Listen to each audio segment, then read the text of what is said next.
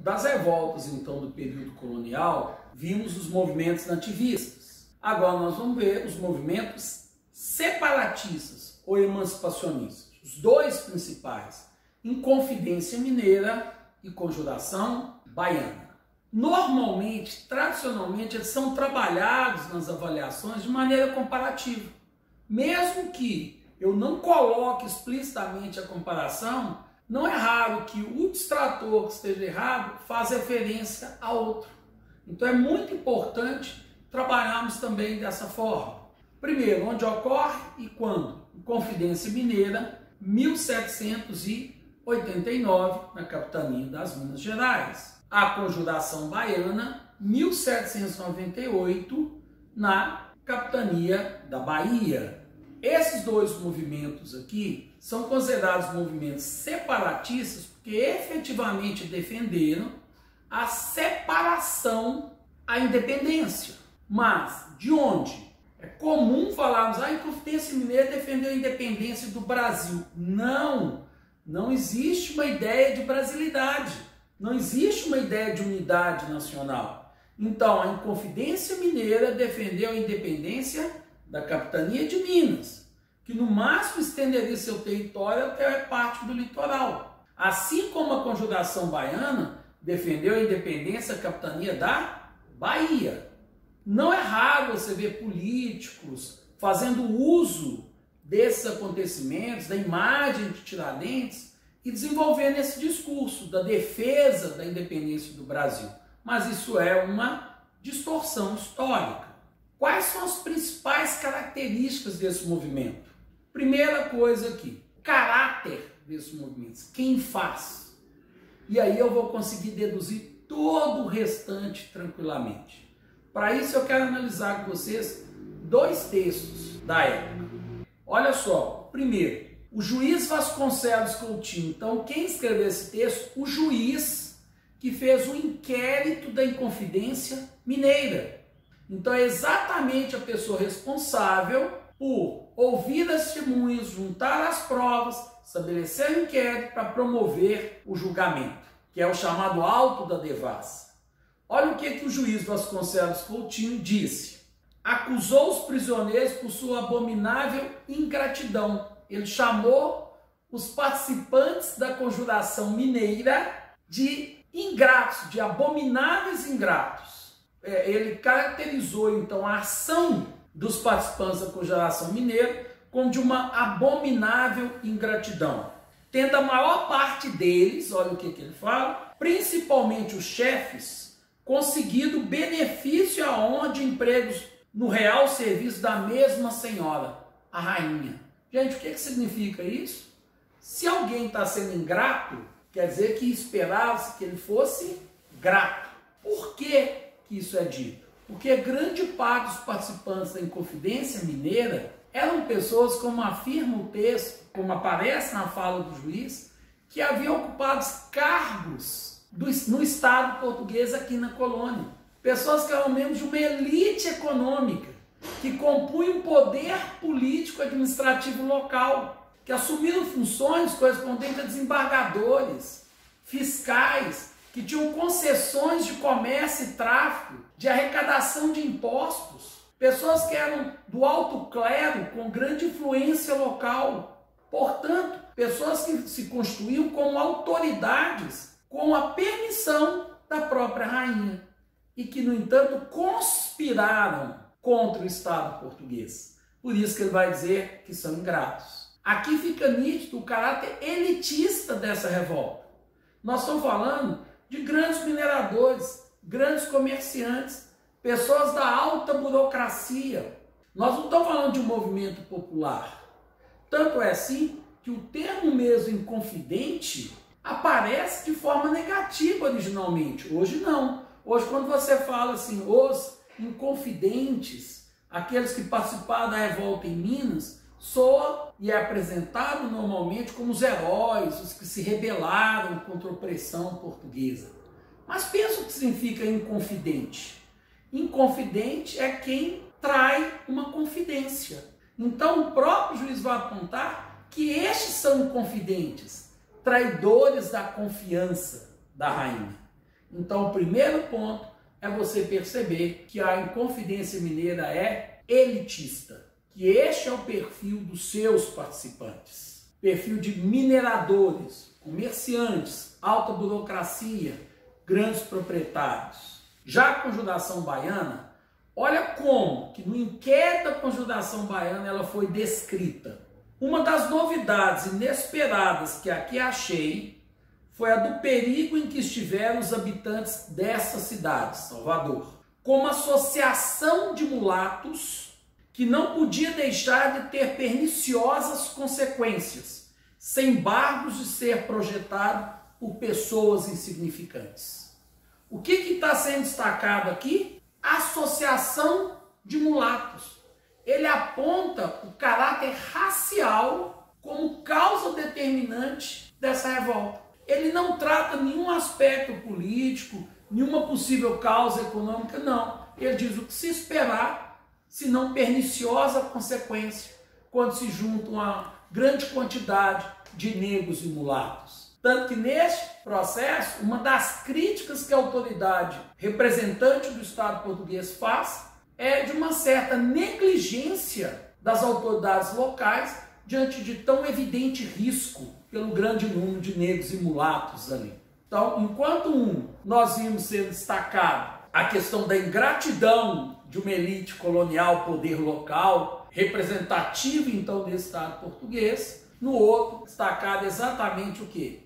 A origem racial dos seus participantes e sua condição social. Portanto, a Conjuração Baiana é um movimento popular, feito basicamente por artesãos como alfaiates, herreiros, sapateiros, trabalhadores do porto, estivadores, soldados, pessoas que exerciam atividades mais simples. Essa é a característica fundamental. Então, enquanto a mineira é elitista, a baiana popular. Enquanto a mineira é feita por mineradores, comerciantes, alta burocracia, baiana é feita por artesãos e trabalhadores urbanos. Tanto que isso se percebe que o nome da Inconfidência Mineira durante um tempo era a Revolta dos Poetas, fazendo a referência à presença de poetas, enquanto a Conjuração Baiana era conhecida como a Revolta dos Alfaiates, mostrando a presença dessa população de ofício e de origem mais simples. Nome de alguns dos seus participantes: Cláudio Manuel da Costa, Tomás Antônio Gonzaga, Alves Maciel, Padre Rolim, Cônego Vieira, Joaquim José da Silva Xavier, que será chamado Tiradentes, que não raro é apresentado como um nome popular.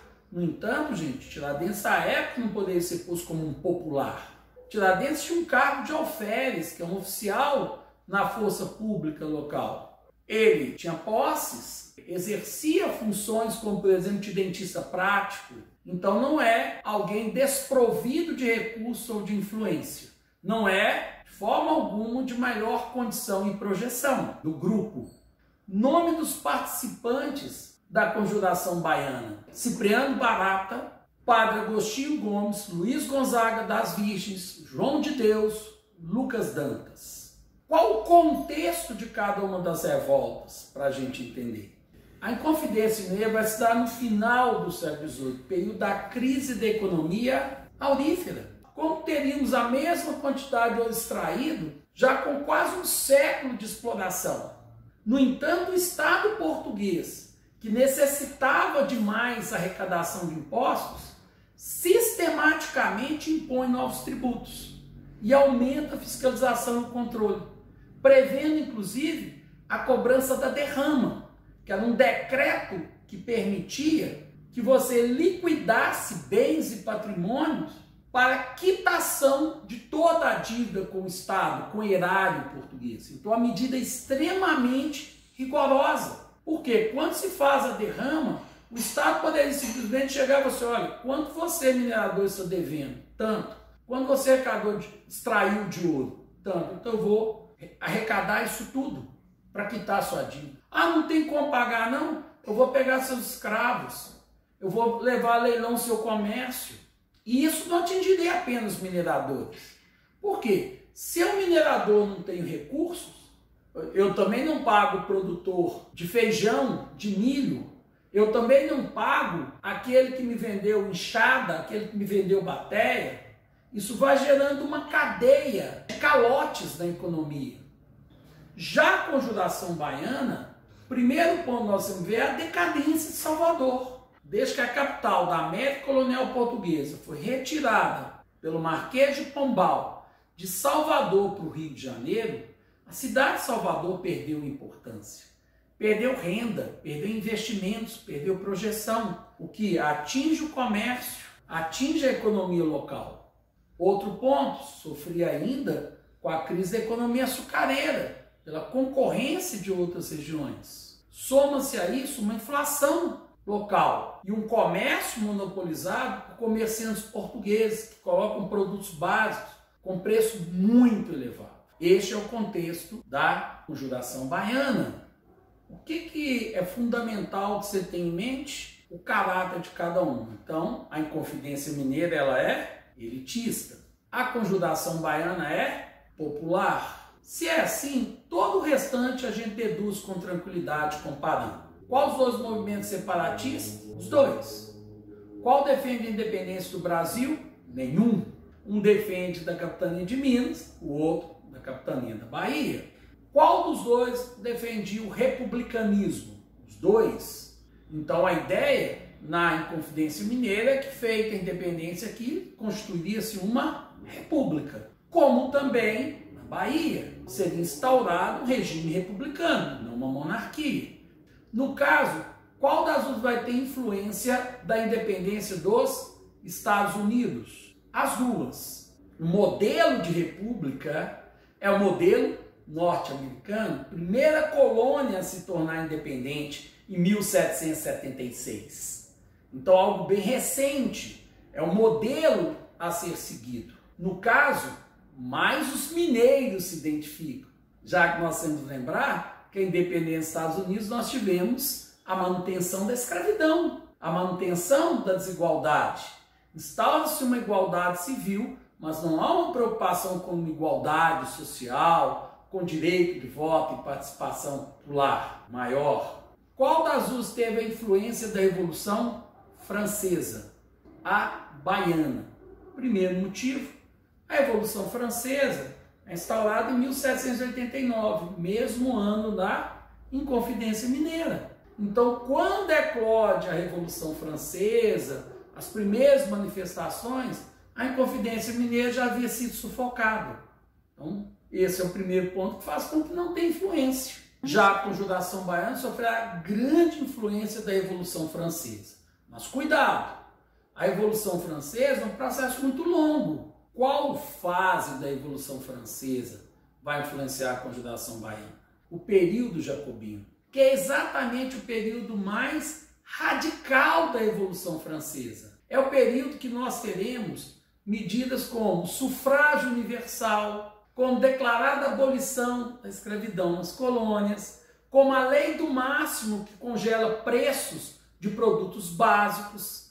Então, aquela fase que nós teremos como expoentes Robespierre, a ditadura robespierrista, que vai adotar medidas radicais.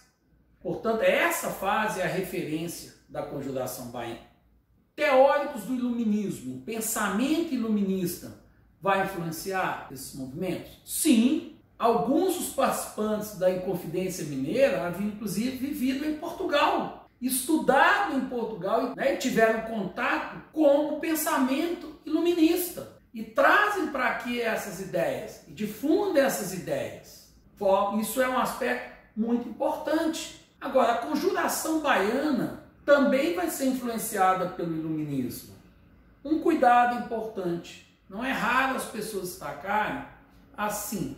A Conjuração Baiana teve influência do iluminismo, pensamento liberal, mas difundido por intelectuais como Cipriano Barata e outros, como se o popular não tivesse condição de se apropriar desse pensamento. Não. Cuidado para não reforçar esse pensamento preconceituoso, discriminatório. É claro que esse indivíduo alfabetizado, intelectualizado, vai muitas vezes ser aquele que propaga, que escreve os boletins sediciosos, que dissemina as ideias. Mas pensa comigo, eu sou um negro escravizado, que tive a minha euforia e que estou ali vendo alguém lendo um boletim sedicioso, baseado no pensamento de Rousseau, e que diz assim: todos os homens têm direito à liberdade, temos que lutar contra toda forma de opressão. Só é justo um governo se esse governo expressa a vontade geral. Como que eu, escravo, vou entender isso? Eu sei o que me falta. Então, ao ouvir isso, eu posso ser um analfabeto, mas eu me aproprio desse pensamento. Eu me apodero desse pensamento. Eu vou dizer, olha, tem razão, eu tenho o direito de lutar contra a escravidão. Eu tenho o direito de me organizar. Então ele interpreta, ele entende aquela fala a partir da sua realidade e ele se apropria dela. Então ele não é manipulado, conduzido por um outro. Ele é capaz de ver a sua necessidade e agir a partir da compreensão dessas ideias. Portanto, o pensamento iluminista se propaga no boca a boca. Quando a gente fala do iluminismo, é importante destacarmos um item aqui. O iluminismo é algo muito amplo, pensamento liberal muito amplo. Qual teórico do liberalismo influencia a Inconfidência Mineira? Basta você pensar comigo, ela não é elitista? Então, o teórico precursor do liberalismo que influenciou o movimento iluminista, John Locke. Por quê? Porque ele defende o voto censitário, que ele defende apenas a participação com a vontade da maioria, que são aqueles que possuem a propriedade.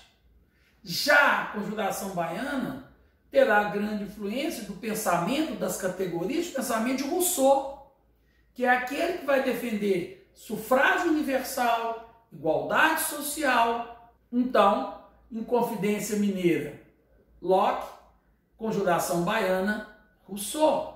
Daí podemos ir deduzindo mais ainda. Não precisamos decorar nada. A Inconfidência Mineira vai defender que voto, a princípio, seria um voto censitário. Só votaria quem possuísse a propriedade. São elitistas. A Conjuração Baiana, o sufrágio universal, já que são populares. Outro item, a Inconfidência Mineira defende a igualdade civil e jurídica. Todos são iguais perante a lei. Todos têm direitos naturais. Já a Conjuração Baiana, além da igualdade civil e jurídica, ela vai defender a igualdade social, a garantia de direitos sociais que pudesse combater a desigualdade social e racial. Qual das duas aí defende a abolição da escravidão? A baiana, até pela origem racial dos seus participantes, negros e mulatos, predominantemente. A mineira vai discutir a questão da abolição, mas isso não vai ser uma bandeira do movimento. Primeiro motivo, parte significativa dos participantes tinham escravos. Eles não querem ter esse prejuízo. Segundo, muitos deles acreditavam que associar a independência, o estabelecimento de uma república com a abolição, poderia gerar uma horda, uma massa de população livre, negra, e que não poderia ser controlada. É como eu fiz a abolição, qual seria a próxima reivindicação? Eu quero então votar, eu quero então direitos. Então que isso seria arriscado. Então a Inconfidência Mineira não vai defender a abolição da escravidão. Outro item, o que a mineira defende? O desenvolvimento das manufaturas, o movimento de fundições, já que aqui tem uma grande população que tinha sofrido com o alvará proibitório de 1785, que reafirmou a proibição de manufaturas na América Portuguesa. Nós tínhamos grandes recursos minerais, então queriam desenvolver fundições. Então, olha o olhar econômico. O que a baiana mais defendia nesse sentido econômico? O livre cambismo, o livre comércio para reativar o porto de Salvador. A ideia de que sem um monopólio do mercantilismo português, esse porto seria reativado, o comércio intensificado. e a economia da região desenvolveria, ajudando inclusive na superação da miséria, da pobreza, desigualdade. Outro item, a Mineira vai defender a criação de universidades, coerente até com o caráter intelectual, da exaltação da cultura. Outro aspecto na comparação dessas duas, qual sofreu maior repressão? A Inconfidência Mineira, antes mesmo de eclodir, ela foi delatada. Elas se organizaram, ocorreu uma conspiração, marcaram a data do seu levante, que tinha até uma senha, que seria hoje é o dia do batizado. No entanto, o governador Visconde de Barbacena recebeu uma denúncia. Um dos participantes da conspiração delatou o movimento. Ele vai escutar o delator, que é Joaquim Silvério dos Reis, que ocupa cargo de alta patente militar.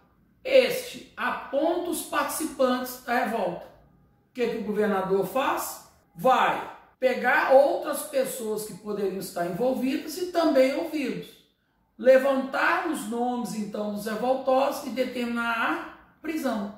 Então, antes mesmo fosse deflagrado a revolta, os seus participantes já estavam presos. São levados a julgamento, sofrem uma punição significativa, no caso, o degredo, a expulsão para a África, a perda do seu patrimônio, títulos e direitos, mas apenas um vai ser executado exemplarmente, no caso, Tiradentes. Ele é levado para o Rio de Janeiro, onde ocorre ali seu julgamento, a sua execução, e depois ele é esquartejado, seu corpo colocado no caminho do Rio de Janeiro até do Preto, como exemplo.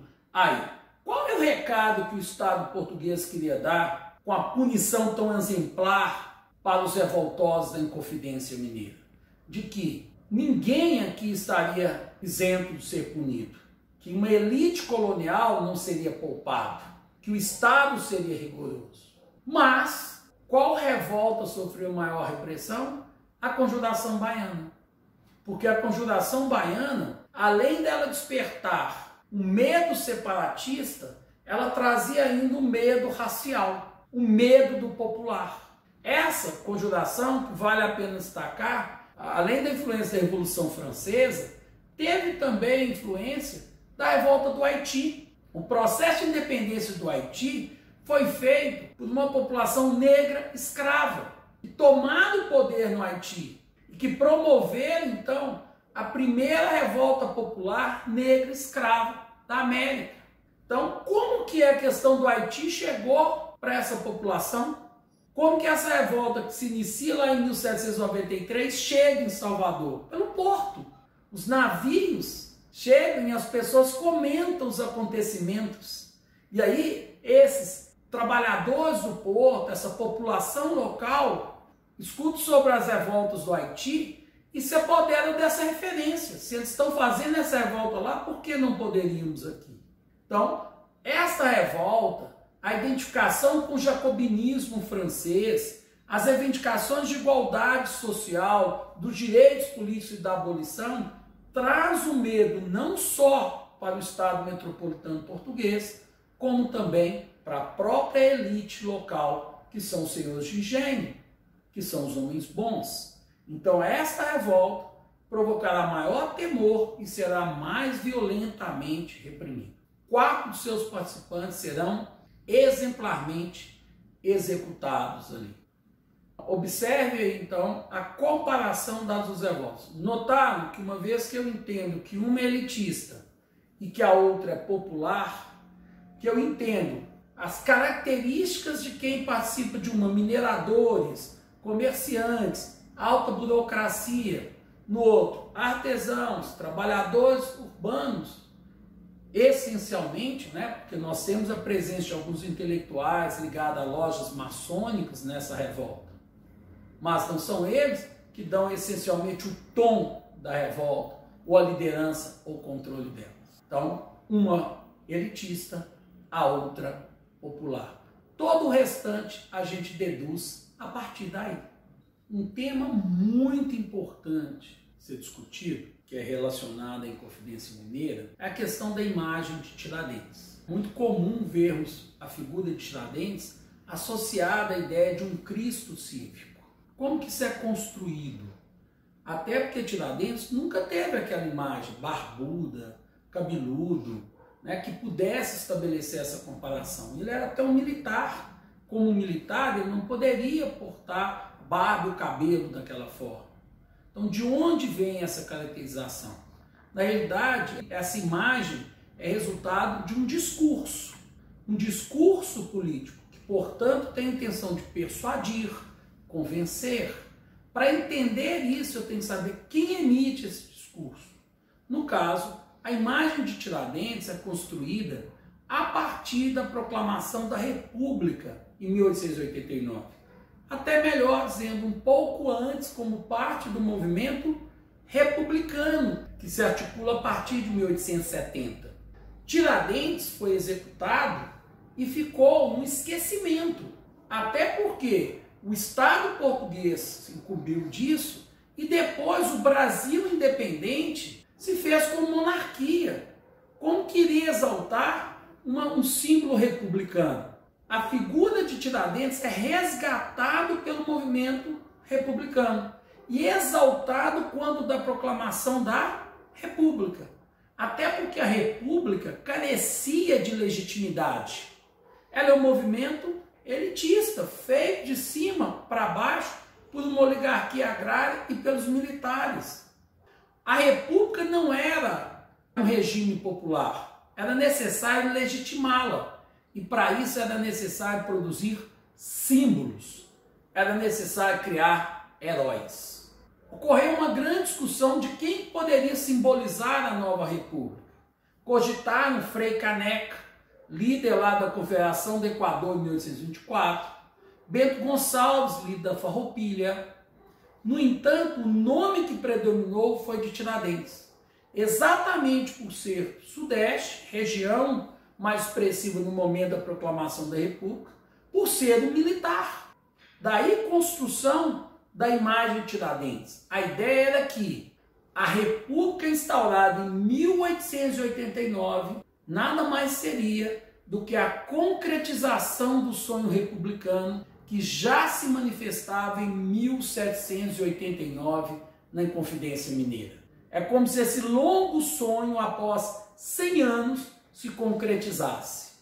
Então, nós estamos vendo aqui o uso da história, uma manipulação da memória do passado para justificar algo naquele momento feito pelos republicanos. A imagem, inclusive, do Tiradentes barbudo, cabeludo, vai ser construída pela primeira vez por Décio Vilares, um importante artista da época que vai ser contratado, e ele produz essa imagem para associar a ideia de Tiradentes como Marte da República. Marte é quem sofre um martírio. Então ele vai equiparar Tiradentes com a figura do Cristo, aquele que foi delatado, martirizado, passou pela tortura, que foi executado, mas que não abriu mão de suas ideias e de seus valores. Essa é a ideia ali posta. Daí a associação com essa imagem do Cristo, que é construída e que ficou tão forte para nós. Outros artistas incorporaram não só essa narrativa da projeção cristã. Assim como Cristo foi delatado pelo Judas, Tiradentes também, o Joaquim Silvério dos Reis. Não era raro em antigos livros aparecer assim, Joaquim Silvério dos Reis, o Judas. Assim como Cristo se deixou sacrificar, Tiradentes também teria assumido toda a culpa e se deixado sacrificar pela liberdade. Nós veremos como que as imagens produzidas neste período e reproduzidas ao longo de toda a história constrói esse mito do Tiradentes. Uma imagem muito importante que ganhou grande expressão é a pintura de Pedro Américo. Pedro Américo, que fez vários quadros para a monarquia, vai ser contratado para pintar aí o Tiradentes na República. E ele faz o quadro que é o chamado Cristo Cívico, ou Tiradentes Esquartejado, em 1893. Nesse quadro você percebe o corpo de Tiradentes ali exposto, todo esquartejado, o seu rosto caracterizado como Cristo, mostrando alguém que se sacrificou pela nação brasileira. Tem um aspecto do quadro que não há como afirmar a intenção do pintor, mas que posteriormente foi explorado na propaganda, inclusive dos anos 30. A ideia de que você, acompanhando o lençol e o corpo esquartejado de Tiradentes, nós veríamos a formação do mapa do Brasil, dando a ideia que esse corpo esquartejado compõe a unidade nacional. Interessante também, observe que eu coloquei aí do lado, o quadro A Deposição de Cristo, de Caravaggio, que é uma obra do Barroco. Notem como que Pedro Américo se inspirou no Barroco. Observe o tronco de Tiradentes. Observe o seu braço tombado. Olha a semelhança. Então Pedro Américo se inspira numa representação barroca para caracterizar o Tiradentes como Cristo cívico. Por que do Barroco? Porque o Barroco trabalha a ideia de um realismo teatralizado, dramático, a hipérbole, o exagero, e que mostra essa ideia da dor, do sacrifício, da intensidade. Então a escolha dessa estética queria aqui teatralizar esse momento. Uma outra questão muito interessante é a comparação da representação da Inconfidência Mineira e da Conjuração Baiana. Olha que as duas pinturas que eu estou colocando então para a gente comparar.